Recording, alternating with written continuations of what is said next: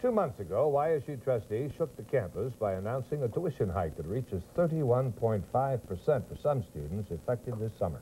But because the hike affects mostly full-timers, the student government has been working on a way to spread the cost around. And late this afternoon, their proposal for equity went to the trustees' budget committee.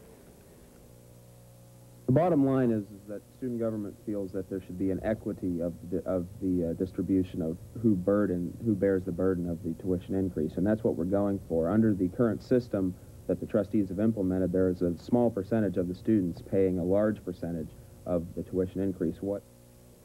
The budget committee will take the proposal under advisement. Any policy change would have to be passed by the trustees. Rail workers along the Pennsylvania and Lake Erie lines struck today. Union leader Rick Keenan says 4 years of trying to save jobs fell through when talks in Pittsburgh broke down yesterday. Keenan says the Chessie system has an offer to buy the P&LE main line, but employees were given no guarantees of job security. We're looking for the CSX, the P&LE management, and the creditors to do something to help our people. There are millions of dollars exchanging hands. The CSX is looking to purchase the main line. They filed with the ICC, but there's no protection for the employees it adversely affects. Pickets were posted in Struthers this morning, and talks could resume any time. Don Guthrie's back with a complete forecast in just a moment.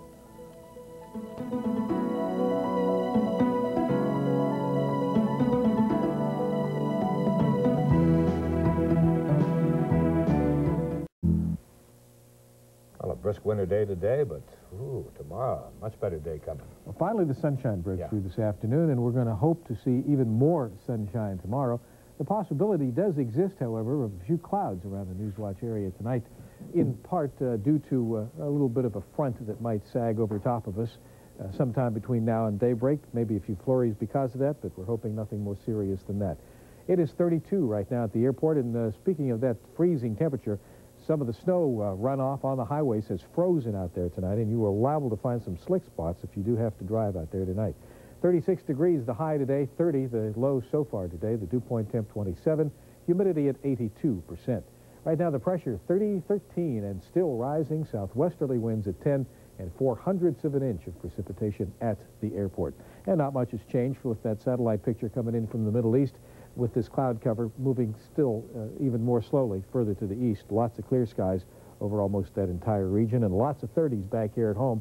Temperatures ranging from 32 to 38, lots of 30s, and we're going to drop only another degree or two in most areas before we finally top out, we hope, close to 50 degrees tomorrow. That cold front has sagged further to the south, and that's where all the rain is right now. Back home, lots of clear skies, a little bit closer look coming up for you. This center of high pressure is going to hold back this system, maybe just a few clouds over the northern portions of the state right now. You can see some of those clouds working their way south across the lake, and that's why we're saying just a slight chance of a passing flurry tonight.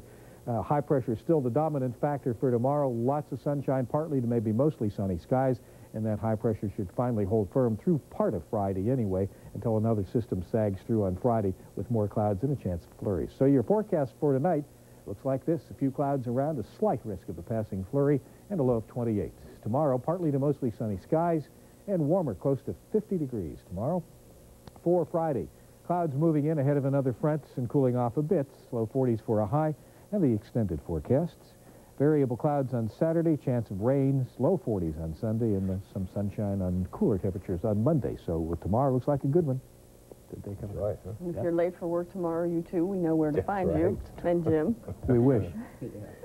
Thanks, Don. Jim Campbell is up next with sports. Jim has highlights from YSU's successful home finale.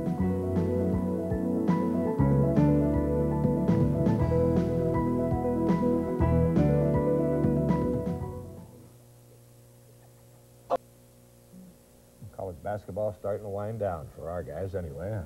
It is. You're right about that. Before we get into that, there are a few people I'd like to thank for making the sportscast possible. No, we'll pass on that. We do have to get out of here. YSU tonight brought the home portion of this season's schedule to a successful conclusion. The Penguins upended Morehead State 106-96. This was a dogfight all the way. There were 12 lead changes and 10 ties in the first half. Andre Brown gave YSU one of its leads with a steal and stuff. He had 15 points and 8 assists. The Penguins' biggest lead of the half was 8 at 39-31 on the second of consecutive hoops by Lacey Jones, who totaled 13 points. Moorhead rallied to move in front a couple of times just before the half. It was 51-50 on a Rod Mitchell tip-in. He posted 14 of his 20 points before intermission. A free throw for YSU evened the count at 51 at the half. Tim Jackson scored 14 of the Penguins' first 26 points in the second half after going scoreless in the first 20 minutes. Jackson wound up with 21 points and 10 rebounds, moving up to 8th on YSU's all-time scoring list. The Eagles wouldn't go away. They tied it for the last time at 77 on a bucket by Brett Roberts, who had 21 points and 10 boards. Reggie Kemp then scored 8 straight points on the way to a 17-point total that puts him in 12th place in Penguin scoring history. That spurt made the difference in the game. I just think that we were able to rebound a little bit and only allow them to have one shot at the basket. And, you know, I like to give our defense a little bit of credit for that. Because we've spent so much time emphasizing the defensive end of it. So if those are the reasons, then I'm happy for those reasons. The Penguins also shot 75% in the second half and almost 63% for the game as they posted the 106-96 victory, setting a record for most 100-point games in a season, 6. It's also their 11th win of the season, the most in 4 years. Penguins now have 3 games left, all on the road, and that road swing will start at Towson State Saturday. Towson losing to Delaware tonight, 75-64.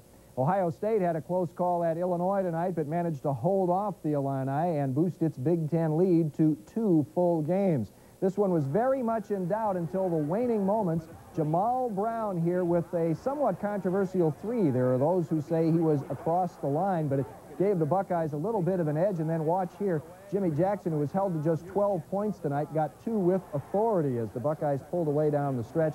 They had 7 free throws in the final minute. Final tally 73-64. Elsewhere on the top 25 board, where there were some upsets tonight, but Arkansas wasn't one of them. Syracuse was upended by St. John's, however, 77-72. Duke takes care of North Carolina State. Kansas surprised at Colorado, 79-71. Cincinnati shocks, that's Southern Mississippi, 86-72. Kentucky also a loser tonight at Vanderbilt, and Nebraska was smoked big time at Missouri, 91-71. LSU trimmed Mississippi, 89-78. Mississippi State was a winner over Florida, and Pitt knocked off Georgetown, 78-65. In our neck of the woods, Mount Union loses at Otterbein. Hiram was dumped by Muskingum. Westminster picked up a win over Pitt Bradford. Teal lost to Washington and Jefferson. Grove City beat Waynesburg 91-71. And in the Mid-American Conference, Kent State a winner again, this time over Central Michigan, 66-51. Miami moves into a first-place tie with idle Eastern Michigan by beating Western Michigan. OU a winner over Ball State, and Bowling Green was upended by Toledo tonight. We'll see if the Cavs crown the Kings and check in on girls basketball tournament results before we're done. Stay with us. The Cavs snapped their 3-game losing streak tonight. They crowned the Sacramento Kings 118-104. This is not unusual for the Kings on the road. They've now lost 21 in a row away from home and are 1-24 this season. Once again, Brad Doherty led the Cavs. He had 24 points and 11 rebounds. Darnell Valentine had 19 points. They did, in fact, offset that fella, Antoine Carr, who had a career-best 41. Larry Nance chipped in with a dozen. The Cavs took charge in the third quarter and went on to win this thing 118-104. Elsewhere in the NBA, Indiana, a bucket better than Orlando. It took an overtime to decide it. Detroit turned back Atlanta 97-89. Golden State, a winner at Minnesota, 108-105. And going into the third quarter, the Clippers with a possible upset brewing, leading Phoenix. 7 Newswatch area teams wound up in the last high school boys basketball state ratings of the season. In Division I, Warren Harding is 10th, Howland 12th, and East Liverpool 14th. In Division II, Rayen finishes 10th and West Branch 11th. Liberty is number 2 and Springfield local number 4 in Division III. No local Division IV teams cracked those ratings. Now, plenty of girls sectional basketball in the area tonight. In Division I, Warren Harding seeded 4th. Ed Stowe 43-41, but third-seeded Howland was upset by Ravenna 37-36. In Division II play at Canfield, Beaver Local an easy winner over Cheney.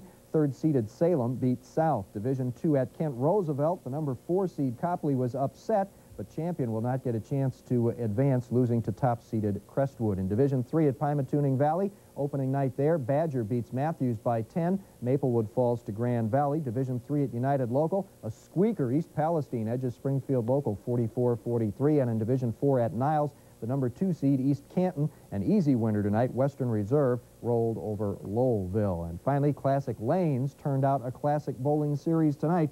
Tony Vigorito of Youngstown posted a 752 there. One final note, an existing member of the Brown staff, Hal Hunter, who was a special assistant to head coach Bud Carson this past season, has been named their offensive line coach for Bill Belichick. Interesting. That's it tonight. Jimmy? Don? All right, looking for plenty of sunshine tomorrow, and we're hoping for something around 50 degrees or so for a high. Let's hope it happens. Thank you, Don, and thank you for joining us. And good night.